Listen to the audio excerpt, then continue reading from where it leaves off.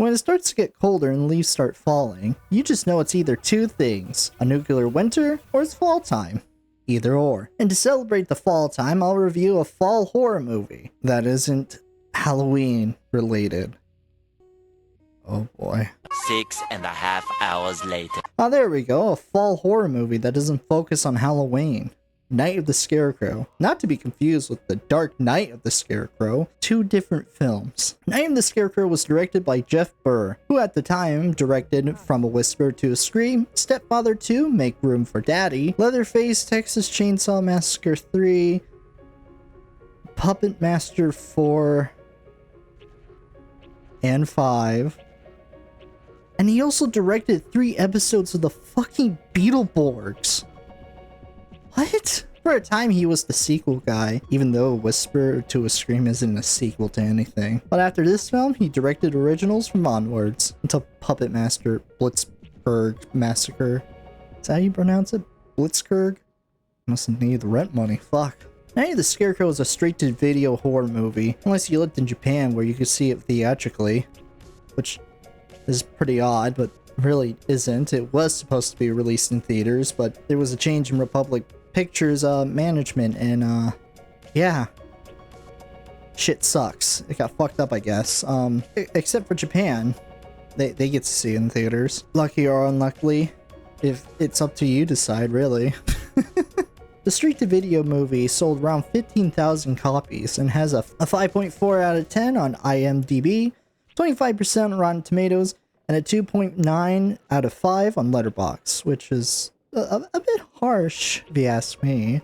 It's not good per se, but it's not a 5 out of 10. It's more like 6 out of 10. The difference between a 6 out of 10 is okay, but somewhat entertaining film, and 5 out of 10 being, and I don't say this often, mid. But enough chit-chatting. Let's review this fucking thing. Jesus.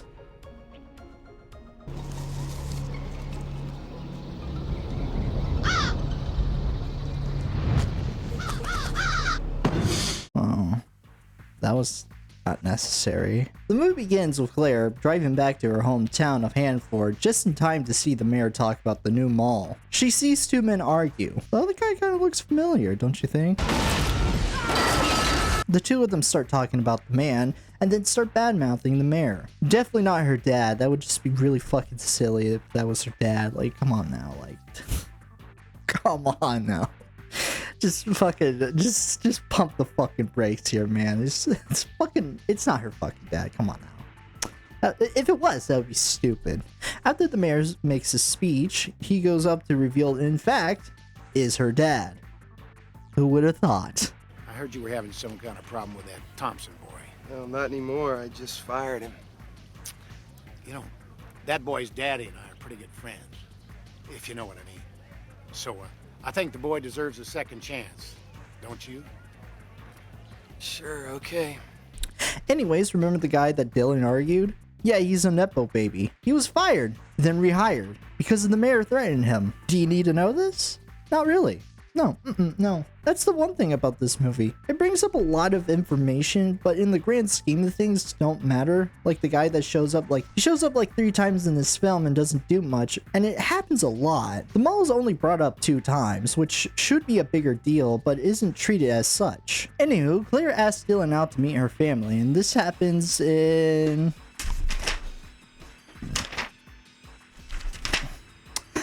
in 10 fucking minutes in the film. Moving fast, aren't we? Jesus fucking Christ. Then we see John Hawkes and his butt buddy. They're fucking making a mess. And then jump on Bone Crusher's country cousin, Corn Crusher. Say that fucking 10 times fast. Jesus Christ. And start crushing corn. As they fucking should. That's how he got his fucking name, first of all. Until they break this stone thing. Then the butt buddy starts pissing on the Scarecrow. And unfortunately, his dick wasn't cut off. Just when corn attacks him a bit, and then like he's unharmed because it's corn. It's not the band. It's just actual fucking corn. You know, it's just corn attacking him. They don't hit him in the dick. They just kind of flop on them. really fucking missed opportunity of like a clean cut of the dick. Like if someone's not pissing on something and their dick isn't like being ripped off or cut, then what's the point? Why are we pissing on things? That is not necessary. Fuck. We cut to Dylan going to Claire's family house and meeting her family. You look like a pedophile. You're definitely a pedophile. This is my Uncle Frank. He's our town sheriff. Does this guy have so many brothers? Did his dad know what a condom is? What the fuck? After all that, we go back to the Scarecrow and oh no. We cut back to one of Claire's 15 uncles and he hears a noise. After falling out of the window because of magic and shit, he sees a shadowy figure walk into the barn. And now, we get to see the first kill of the movie. Ah, god damn. That looks like that hurts. Fuck. Jesus Christ, this is so bloody.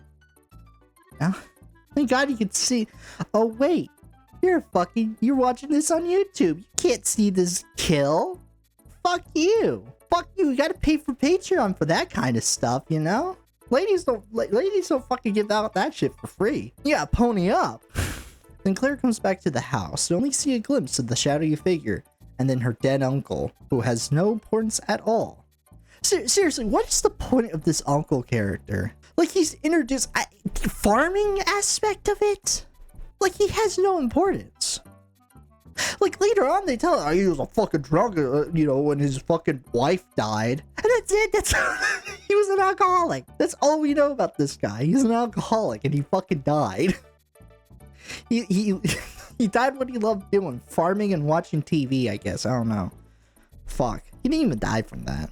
After all this, Claire tells her cop uncle that she saw a shadowy figure, and then the priest uncle freaks the fuck out about it. After some time, Claire gets out of the house after arguing with her father about her farmer uncle's death. She sees the Scarecrow, which is a cool little thing until you realize that he was just standing there the whole entire time, which is kind of lame, I'm not gonna lie. She soon meets with Dylan at a bar, which, yeah, that's what you do. That's the only thing you can do in like a small town, which is just drink alcohol. It's just not fun. Small towns they are. When they enter, they meet John Hawkes and his butt buddies, which tries to threaten him. Want to maybe finish what you started yesterday? No, but you know, someone was mixing it up with one of my graders, left it out in the field. Now, you don't know anything about that, do you? Are you accusing me?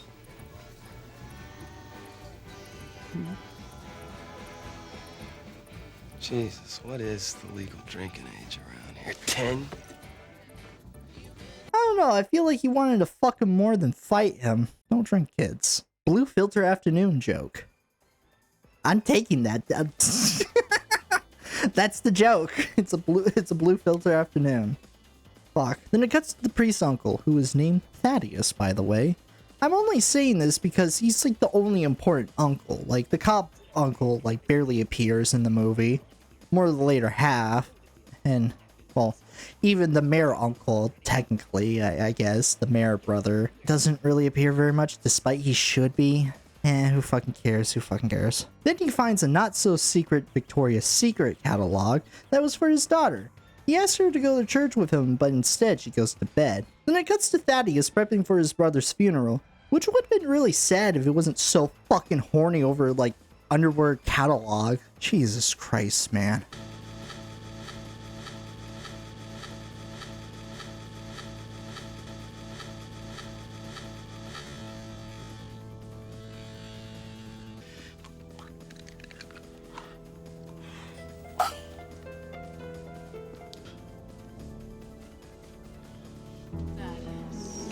Then Thaddeus hears moaning.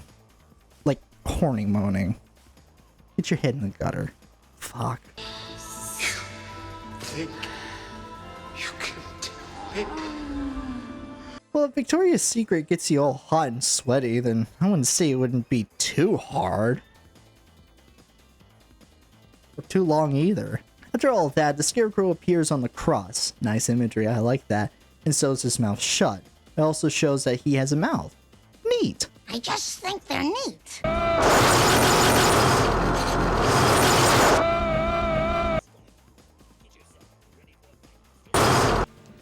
Thanks for helping me get through tonight. Well, you know, the, night's not exactly over. I don't even know you yet.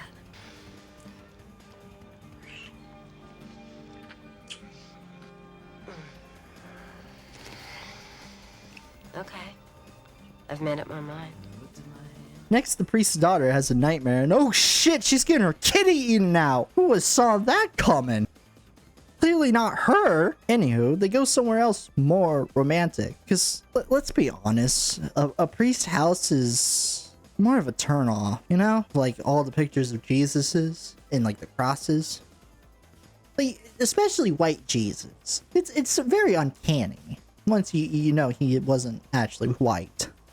Which, like, go figure, but, like, really still uncanny. It's like this, like, a faux Jesus looking at you. Like, shunning you for something that probably Jesus wouldn't, you know? You know, his like, fucking, what, wife was probably a prostitute? He's probably fine with it. No, he's pro-sex, you know? Most likely. He didn't have to agree with everything with his father, you know? Be different. So they go to a van. In the middle of nowhere. But before they can get it on, John Hawkes has to get some well beer. Oh, okay.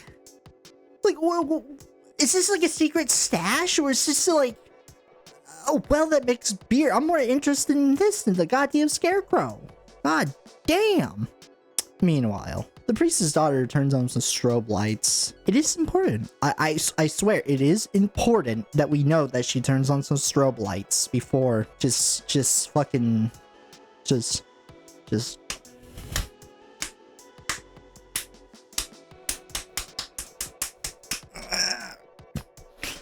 Yeah. When you're older. Then John Hawkes gets his lights knocked out, and the priest's daughter gets knocked up. No, not really. He just finger bangs her mouth with his seed. No, seriously. It's a seed, like a corn seed. Like, straight up corn seed comes out of his fucking finger, I guess.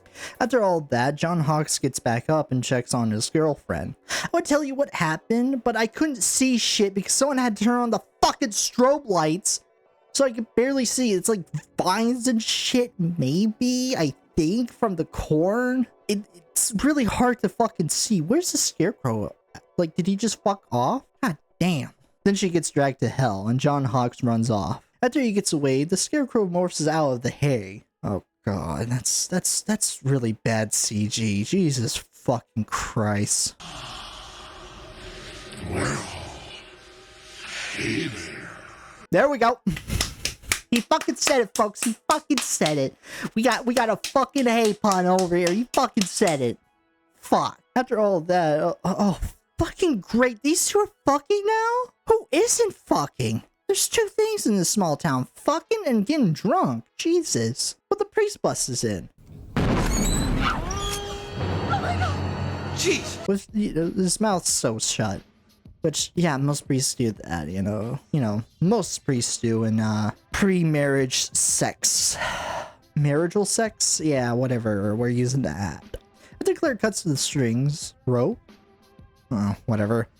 The priest starts to info dump, and, yeah, we're just gonna shorten this. 100 years ago, there was land that wasn't growing any good crops. Guess where that is? Then a warlock showed up and made a deal with the priest that he would make every harvest bountiful if he gets to fuck. Then the priest finds out that he has made a devil's bond with the warlock, and after the warlock fucks his daughter, they drugged him and killed them. Now the Scarecrow, who is the warlock, is looking for the book, which I guess the last 3 kills were for shits and giggles, you know? Having a little fun, you know? Fuck you. Which means they need to find the book before the Scarecrow does. Also, the dad wants the cop brother to arrest Dylan, I guess. After all that, the dad dies. My book. Go fuck yourself. And yeah, the last part of the movie kind of sucks and it just drags on, so let me speed this up for you. Dylan and Claire split up. Dylan takes Thaddeus back home while Claire finds the book. There's a great scene with the Scarecrow and Thaddeus. Yeah, you! Filth! Back to your grave! Rot with the worms! Burn! Fooled ya. But then Thaddeus dies. Then the cop arrests Dylan and goes to Claire to find the book. And uh-oh, the Scarecrow is also there. Which means that... Which means he went to the dad's house, to Thaddeus' house, then back to the dad's house that has the book. Well, you got me. By all accounts, it doesn't make sense. Fuck the priest, I guess, which... Fair. Those guys suck. Claire runs off as the cop shows the Scarecrow some old school police brutality. Claire and Dylan drives off to the Warlock's grave to burn his bones, but they get stopped by two cops that die anyways, and they crash. They run into the farm shed and think of using acid to burn his bones. Sure. But uh-oh, the Scarecrow is also here. They run off in the cornfield to find the bones, but uh-oh, the Scarecrow is here. It makes Dylan to burn himself with the acid, which doesn't melt through his skin, I guess. I don't know if that's true or not. And then takes his bones back.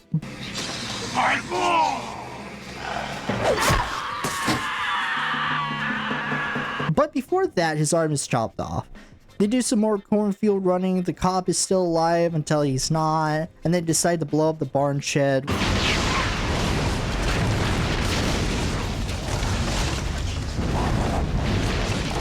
Which the Scarecrow is still alive somehow. Actually, is he even technically alive? Anyhow, the Scarecrow almost implants another seed into Claire until Dylan crushes the bones, which just fucking do that. And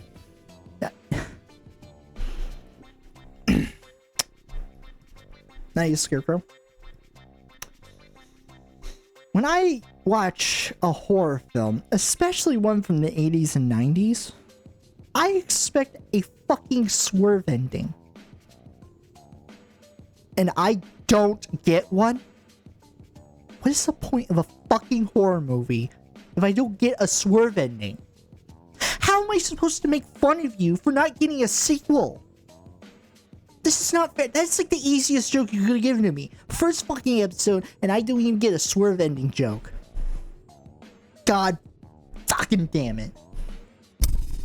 So, that was Night of the Scarecrow. And, you know, it's okay film. Like, the quick and dirty of this review is just, it's alright. Like, I would highly recommend you go watch it, you know. It's not like the worst, but like, there is like a lot about it that is just not,